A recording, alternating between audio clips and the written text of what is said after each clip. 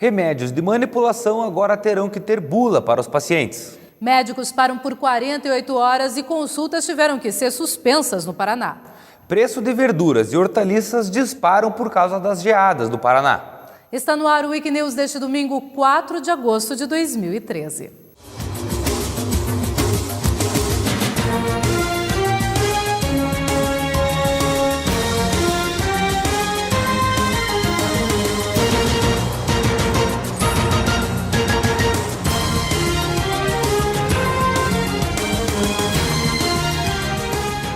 Uma boa tarde para você. Boa tarde. As farmácias de manipulação estão obrigadas a venderem os medicamentos com bula para os usuários. A lei já começou a vigorar e tem que ser cobrada. A bula precisa ter dados de composição e informações sobre os efeitos colaterais. A lei estadual obriga todas as farmácias de manipulação a entregarem junto ao medicamento uma bula explicativa. Tanto os remédios alopáticos quanto os homeopáticos deverão trazer as informações. Às vezes ela não entende a letra do médico, né? E aí a bula vai orientar. O Paraná é o primeiro estado brasileiro a exigir a bula nos medicamentos manipulados. As orientações deverão seguir um modelo semelhante a esse, que foi desenvolvido pela Universidade Federal do Paraná.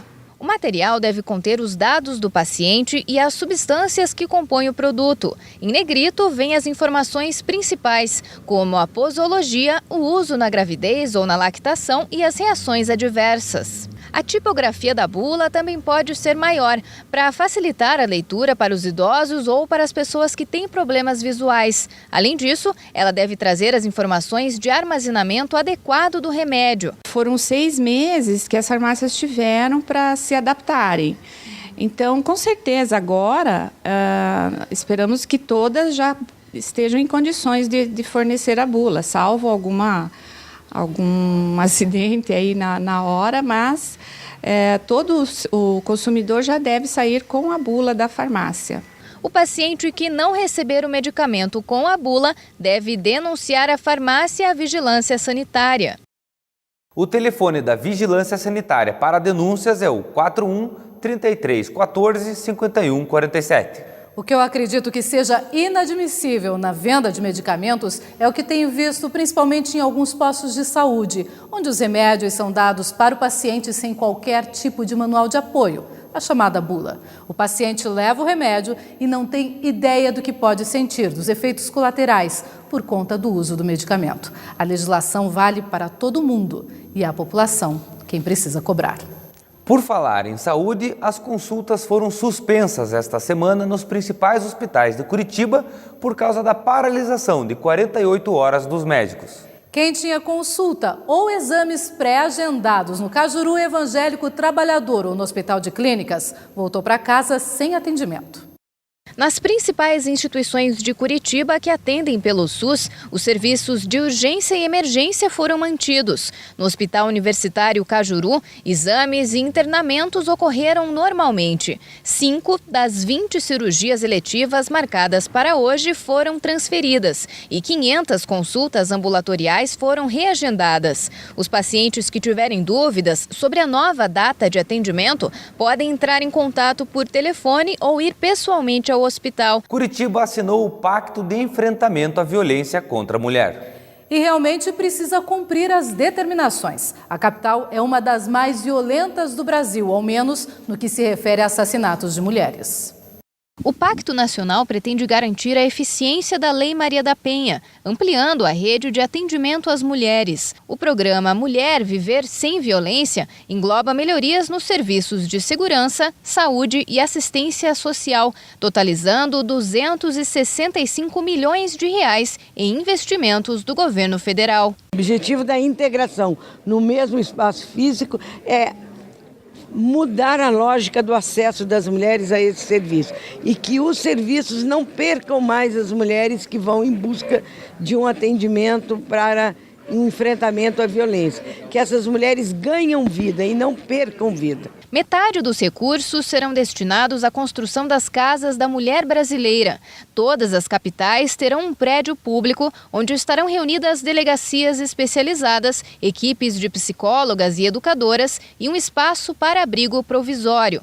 A estrutura deve auxiliar na redução dos assassinatos de mulheres em Curitiba, que já é a 4ª cidade brasileira com maior número de casos. Inadmissível, isso tem que ser um trabalho diário e já está sendo feito através do compartilhamento de informações com a Secretaria de Justiça, atuando na repressão, mas principalmente na prevenção. E como?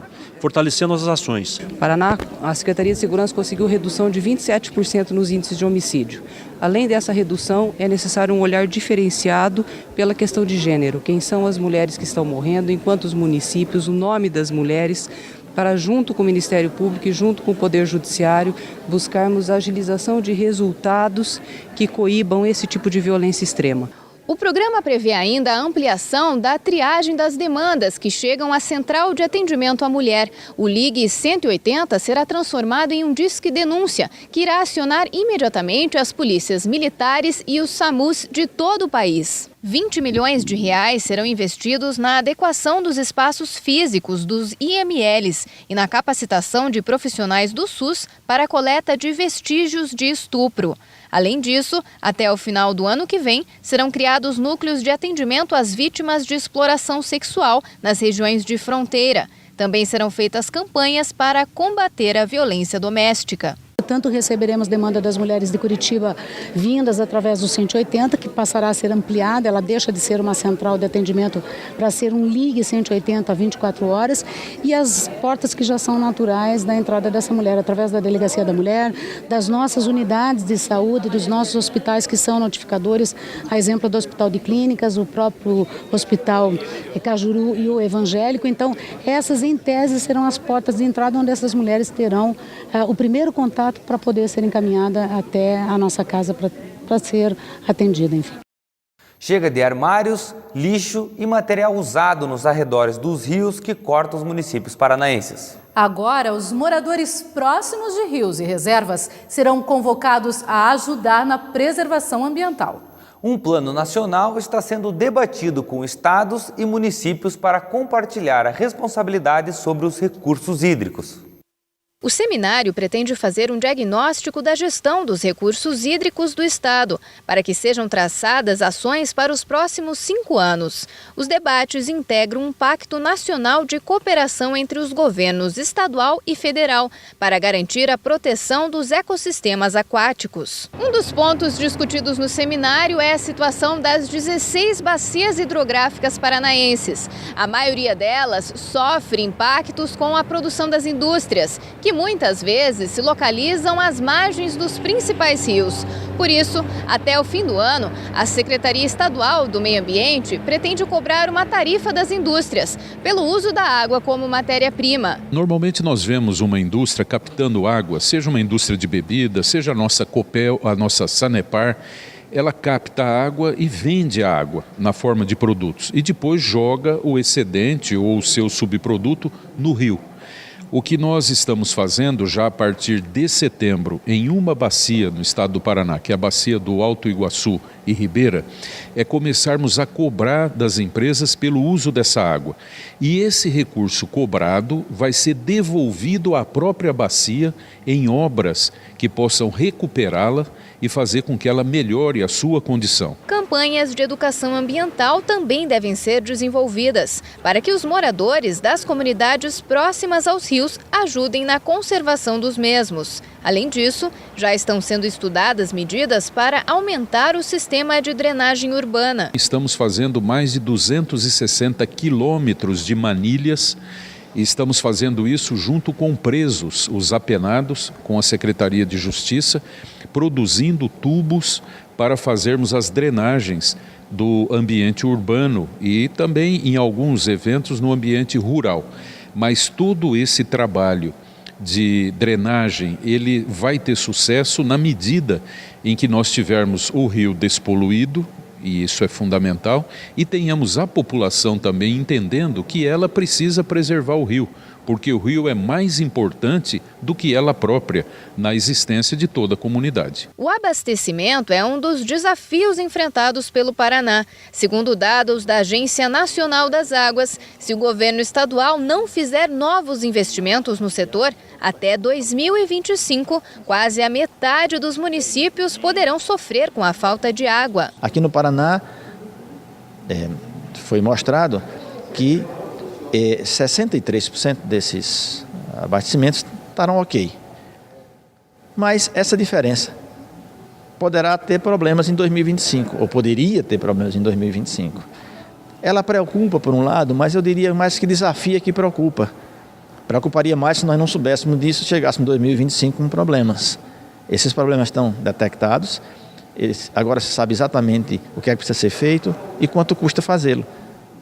De maneira que o que nós temos que fazer é chegar em 2025 com 100% dos municípios com abastecimento satisfatório. E veja daqui a pouco, o preço de hortaliças e verduras sobe no Paraná por conta das geadas dos últimos dias.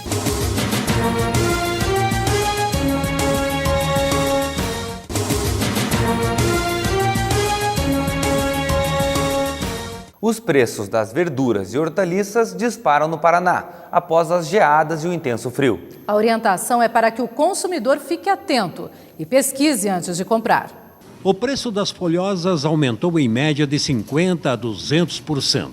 O brócolis era vendido no varejo antes das geadas por R$ 1,80 a unidade, agora R$ 2,95. O repolho está no topo da lista dos aumentos. De R$ 1,50 passou para R$ 3,48. Aumento de preço e queda na qualidade. O comerciante Adalto Broto mostra a diferença da alface de Curitiba, que sofreu com a geada, com a paulista. A de São Paulo tem o dobro do tamanho e chega pelo mesmo preço, R$ 2,00 a unidade. Aqui é jogo com mais intensidade, né, do que em São Paulo, que é ter mais infraestrutura em estufas, mais qualidade daí no produto. A Ceasa, Central de Abastecimento do Paraná, dá uma dica para os consumidores. É preciso pesquisar muitos preços antes de comprar. O que a gente sempre fala, né, o consumidor, ele tem sempre que pesquisar. Principalmente agora aí no varejo, numa época dessa, é preciso ficar atento. Mesmo porque aqueles aumentos que nós tivemos, principalmente nas hortaliças, na parte de folhosas, é preciso também que ele acompanhe e que fique atento. Por isso que sempre a gente está falando aquilo que ocorre lá no atacado da Ceasa, para que o consumidor também possa ter uma noção de como que se comporta esses preços. Dias frios, vendas aquecidas no comércio. Os comerciantes que apostaram na venda de gorros, cachecóis e luvas estão felizes com as vendas, que cresceram mais de 30% se comparado ao mesmo período do ano passado. Quem gosta das baixas temperaturas? Eu gosto. Tomando sorvete com esse frio? Tá frio, mas você gostou do sorvete. Você é uma das poucas que gostam do frio. Eu gosto e não gosto ao mesmo tempo. É ruim porque é ruim para chupar sorvete, mas eu aguento o frio. Gosto. Gosta? Gosto. Prefiro o frio ao calor. A gente dorme bem, come melhor. E se enche de roupa? Também. E quando faz muito calor, não dá para andar sem roupa, né? Eu vim de uma região quente, né, que é Minas Gerais, então para acostumar com frio é um pouco complicado. Faz tempo que estão aqui em Curitiba? 2 anos. E não se acostumou com frio? Não tem jeito, né? É muito frio. Não gosta do frio mesmo? Não. Que é muito frio, todo mundo capuzado, não dá para aguentar muito não. Muita gente reclama do inverno. Para muitos, o frio não deveria nem existir.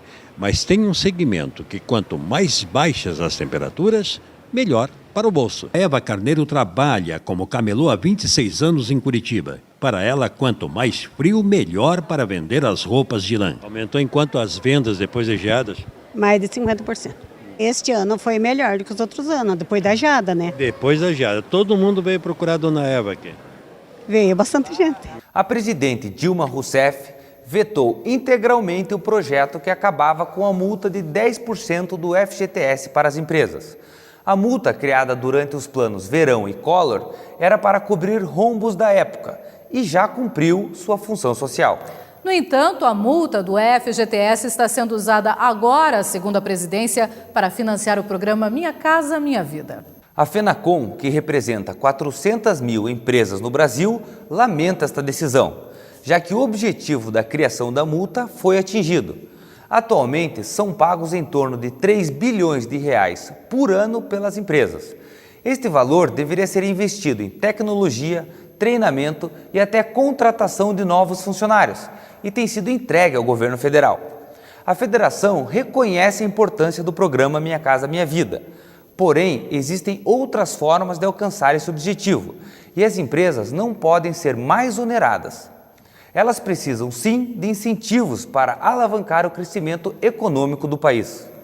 Em nota, o líder do PSDB na Câmara, Carlos Sampaio, do PSDB de São Paulo, disse que vai defender a derrubada do veto pelo Congresso Nacional. Para ele, o veto comprova que o governo federal quer arrecadar dos empresários para cumprir obrigações que são da gestão pública.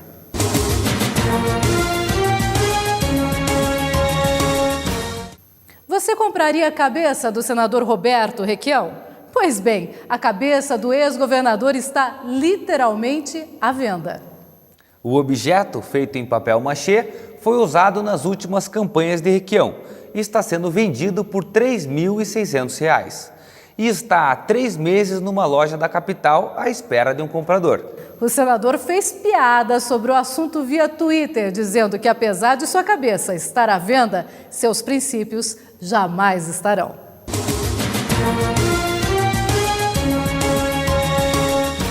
Já pensou você estar no Parque Barigui quando percebe uma briga entre torcedores? Bem, alguns visitantes do parque até presenciaram a briga, que não passava de uma simulação de atendimento para a Copa do Mundo. A cena parecia real, mas o pedido de socorro era feito por universitários da área da saúde que supostamente teriam se envolvido em uma briga de torcedores.